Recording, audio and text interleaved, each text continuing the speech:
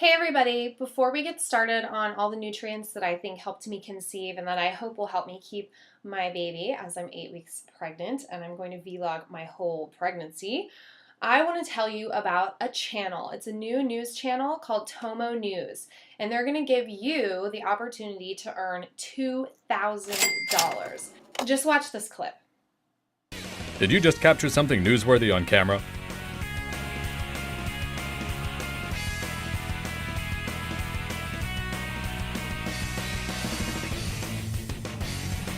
Then send us your videos now and win $2,000. Visit here for more details. Okay, so here's what you do. Just submit your video to the link that I put below. You'll find rules for submission there and check out their channel. And then while you're there, just go ahead and subscribe.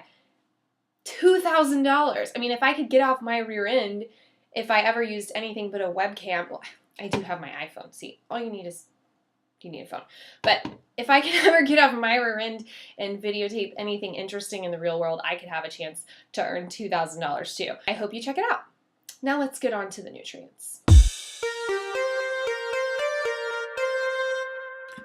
Hi, yes, so I'm 8 weeks pregnant and I told you that I was going to tell you about some extra supplements that I was taking that I believe helped me get pregnant and that I hope, then different supplements I hope are going to help me stay pregnant. First of all, I had 2 miscarriages and I was under an extreme amount of stress during those miscarriages, but I also think my body wasn't able to handle stress as efficiently as it should because of the lack of certain nutrients. And then I didn't get pregnant for 2.5 years, and I'm now 8 weeks pregnant. And I could enter a Master of Nutrition program right now, but I don't want to pay the $30,000 for it. So hey, help me make these videos viral, and then maybe I can. But the point is that, first of all, during the first 2 miscarriages, my cholesterol was very low. My first miscarriage, my cholesterol was 114, my total cholesterol. And the reason that I think that's important is because your cholesterol is a precursor for steroid or sex hormones. Your body has to make a certain amount of progesterone in order to maintain your pregnancy. So I had been on this semi-vegetarian diet. I had, the fake butter, whatever the one is that's non-GMO, what is it, like Earth Balance, and olive oil, and I was eating Ezekiel bread, and I was eating a ton of trail mix, which was helping me ovulate because of the myo-inositol in the nuts, but it wasn't necessarily going to help me maintain a pregnancy. I didn't hardly eat any meat. I was eating veggie burgers, those California Amy's brand veggie burgers. So my cholesterol was very low and I ate very little saturated fat. My skin really showed it too. I had extra sensitive skin. I also had just recently found out that I was allergic to corn, and so I had quit eating corn, but I maintained eating all the other things that can interrupt your hormones, and like soy and wheat. Gluten has been shown to cause your intestines to make a protein called zonulin, and that zonulin spreads out the cells, allowing leaky gut, and then the gluten gets in your blood, can go and block thyroid hormones, can block receptors for hormones. So I was eating that, and I think that that's relevant.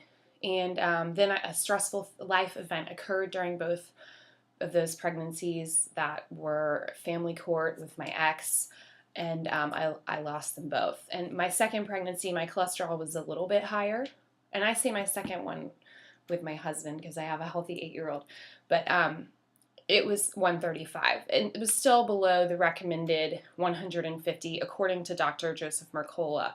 Below 150, even if you're not pregnant, puts people at an increased risk of homicidal and suicidal behavior, just because it doesn't just make your sex hormones, it goes into and it protects your brain from inflammation as well. There's been linked to low cholesterol and increased risk of dementia and Alzheimer's. So I was really not in a good place. And when your cholesterol is low, I wasn't absorbing nutrients very well. That's why the GAPS diet helps a lot of people. So with this pregnancy, my husband and I's third pregnancy, and we're really hoping that the third time is the charm. My cholesterol is now 170. My HDL cholesterol is off the charts, 67, which is the good cholesterol, and I attribute that to just healthy eating. And I've been supplementing with zinc, B12, and I was supplementing with selenium. Now, I'm no longer, now that I'm pregnant, I'm not taking the B12 and the selenium, although they're in my prenatal. But what ended up happening is, for 2 years after those miscarriages, I was afraid it was related to a folate deficiency, and I was dead wrong. And I know I was dead wrong because I had my diet analyzed about 6 months ago in a nutrition class, and I was eating a ton of folate, 900 micrograms a day, and then I was supplementing on top of that. And what that was doing was making me crazy, and I'm not kidding. If you've seen my song Paranoid Conspiracy Theorist, I wrote that in one burst of inspiration, which is great on one hand, except my mood swings were up and down, like out of this world. And that was at the peak of my, what I call folate mania. I was taking methylated folate, which I stopped six or 8 months ago. And methylated folate, it has been shown to induce mania in people who may be prone. And so me, I'm prone to being manic, and it really did that to me. And what it also did is it sucked out all my B12. There's a thing in your body, and it's called the methyl-folate trap. And what it is you've got B12, and you've got this chemical reaction that your body has to do, okay? And you've got folate. And I know that's really scientific, but without one or the other, this reaction just simply cannot occur. And so what I was doing was, what they found is that if you're low on B12, if you're low on folate, you may also be low on B12. But what I discovered with me, which has not been scientifically proven, but I can guarantee you this is what happened, is that folate was in such a heavy amount that it was just going, and using up my B12 stores, which are normally stored in your liver. And so what happened was I finally realized the folate was causing my mood swings, because I went on a trip, didn't take it with me, and I didn't have any major mood swings. We came home, I took the folate, and I immediately started flipping out. And so I quit taking it, and within a few days, my fingers were tingling in my hands. I was having numbness down my arms, and I knew enough to know that those are symptoms of a B12 deficiency, and that if left untreated, that can become permanent neurological damage. And if I'm having damage in my nerves here, this is nerve tissue too, it's all neurology, then maybe that's what had been so wrong with my brain. I used to have to delete videos. I would post something and I'd be like crying, and then I'd delete it. I don't really have that problem anymore. I got myself some sublingual methylcobalamin, which is a liquid form of B12 that you put under your tongue so that you don't have to trust your stomach to absorb it. It goes directly into your blood in its methylated form. Dr. Mercola sells this, so that's where I purchased it. He has a spray type. Vitamin Shop used to have it, but in their own brand, but I believe they stopped. So what ended up happening is my back was killing me too, and it was just awful. I was walking like an old lady once I quit that folate, because when you're on the folate, it masks the B12 deficiency, which is very dangerous to take folate by itself. If you're trying to conceive, don't take it by itself. Just don't, because I really could have hurt myself. And so within like a week of taking the liquid B12, my back pain went away, which I think means a lot for people with unexplained back pain. My tingling went away within like another week. And so I also noticed my moods started to stabilize. I don't think I would have had that B12 deficiency if I hadn't been supplementing with the folate for so long. And on top of that, a diet rich in folate. So vegetarianism can really hurt you. You know, when I got and I wasn't really vegetarian, but I was eating white bread, which has enriched folate, and I was eating a ton of vegetables, which is a lot of folate. And so I wasn't eating a lot of things like liver and eggs and red meat. So I did a quick flip and I started to eat more of those things because my diet analysis showed that I was also low on zinc.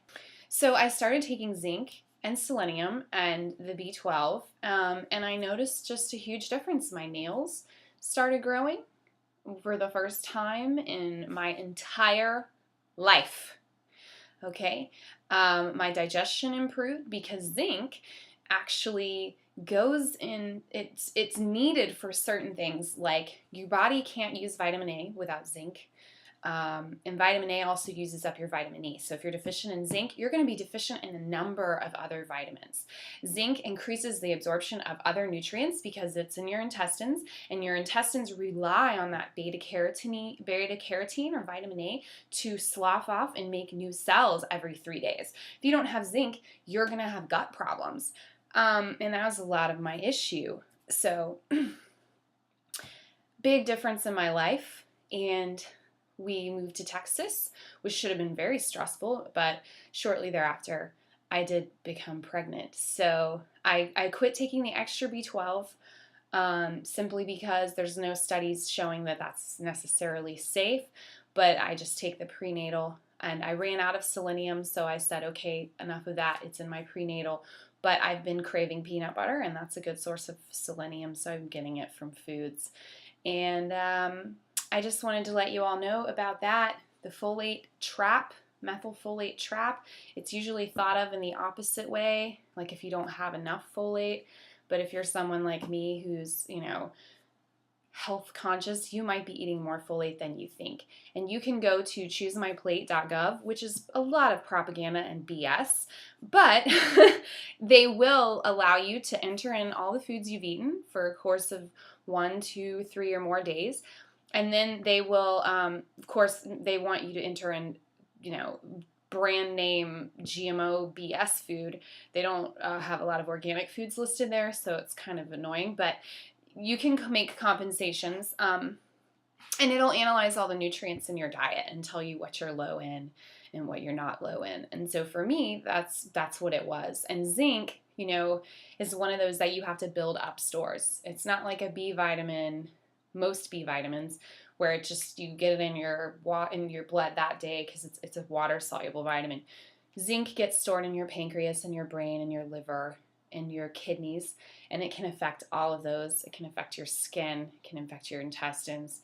And so my dilemma now, and then I'll shut up because I've been rambling. My dilemma now is just keep taking the zinc or not. And what I've noticed is that when I take the zinc separate from my prenatals, as the doctor and the midwife both suggested, when I take it, I don't immediately get sick, but I start feeling real, true 100% morning sickness. My sense of smell goes off the charts, which is actually a good thing because if you take too much zinc, you can lose your sense of smell. So the fact that my sense of smell is really strong means I'm not taking too much. But the morning sickness really gets to me because my sense of smell gets out of control. And so I did an experiment and I stopped taking it for 3 days and I felt great. But that's not great when you're 8 weeks pregnant. So I'm going to keep taking it. I'm just lowering the dose. So I take about 15 milligrams of zinc aspartate every day. I was taking 50 milligrams of zinc gluconate and alternating that every other day with 30 milligrams of zinc aspartate, but now I'm just taking the 15. A little bit of puking, like 1 puke a day, I can handle, but let me tell you, zinc helps your body make hormones, and it certainly was helping me make hormones, but I couldn't function. My husband was doing everything for me, dishes, because of the smell of dishes, trash. It was just, and he's gone now. And so I'm going to try to balance out my ability to function with my ability to make hormones. And I hope you all stick with me. You can follow me on Facebook, Eden Cultures, Twitter, Eden Cultures, and YouTube, of course. Please do subscribe. It will help me because I have to pay this midwife a lot of money. And I'm going to go all the way. I'm going to try to do a home birth. I'm going to do a Lotus style home birth where the cord stays attached and the baby gets the full benefits of the cord blood instead of a bank that's going to use it to make clones or something. So I love you all. Thanks. Have a great day.